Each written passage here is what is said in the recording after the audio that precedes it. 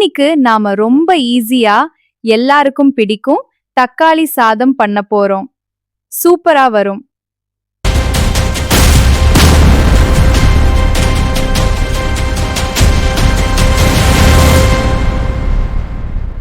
Hi, வலிஸ் கிச்சனுக்கு வரவேற்கிறேன். இன்னைக்கு நாம ஈஸியா லஞ்ச் பாக்ஸ்க்கும் பேச்சுலர்ஸ்க்கும் பெர்ஃபெக்ட்டா இருக்கும் தக்காளி சாதம் பண்ண போறோம். ஒரு கப் பாஸ்மதி அரிசி, 1 டேபிள் ஸ்பூன் எண்ணெய், 1 டேபிள் ஸ்பூன் நெய், முழு மசாலா பொருட்கள், 2 வெங்காயம், 2 பச்சை மிளகாய், 1 டீஸ்பூன் இஞ்சி பூண்டு விழுது, 4 தக்காளி தூள்கள், கொஞ்சம் கொத்தமல்லி இலை. அரிசி நல்லா 2-3 தடவை கழுவிக்கலாம்.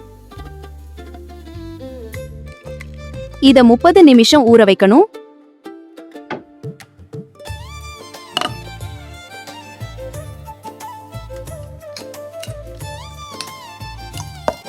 முதல்ல 1 டேபிள் ஸ்பூன் எண்ணெய், அப்புறம் 1 டேபிள் ஸ்பூன் நெய் சேர்க்கலாம். ஒரு பிரியாணி இலை, ஒரு பட்டை, 2 கிராம்பு, 2 ஏலக்காய்,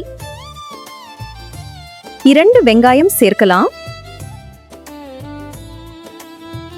வெங்காயம் மென்மையாக ஆகும் வரை வதக்கிக்கலாம். இப்ப 1 டீஸ்பூன் இஞ்சி பூண்டு விழுது சேர்த்துக்கலாம். இப்ப நறுக்கிய 4 தக்காளி சேர்த்துக்கலாம். இப்ப 1/4 டீஸ்பூன் மஞ்சள் சேர்த்துக்கலாம். அதோட 1 டீஸ்பூன் உப்பும், அப்புறம் 3 டீஸ்பூன் மிளகாய் தூள், கடைசில 1 டீஸ்பூன் கரம் மசாலா சேர்த்துக்கலாம். தக்காளி நல்லா மென்மையாகும் வரை வதக்கிக்கலாம். இதை நல்லா கொஞ்சம் வதங்கட்டும். அப்பதான் ரொம்ப சுவையா இருக்கும். இப்ப நம்ம ஊற வைத்த அரிசி சேர்த்துக்கலாம். இப்ப கொஞ்சம் கொத்தமல்லி இலை தூவிக்கலாம். இதுக்கு 1.5 கப் தண்ணீர் சேர்த்தா போதும். மெதுவா ஒரு கலக்கு கலக்கிக்கலாம். அப்புறம் குக்கரை மூடிட்டு ஒரு விசில் வந்தா போதும்.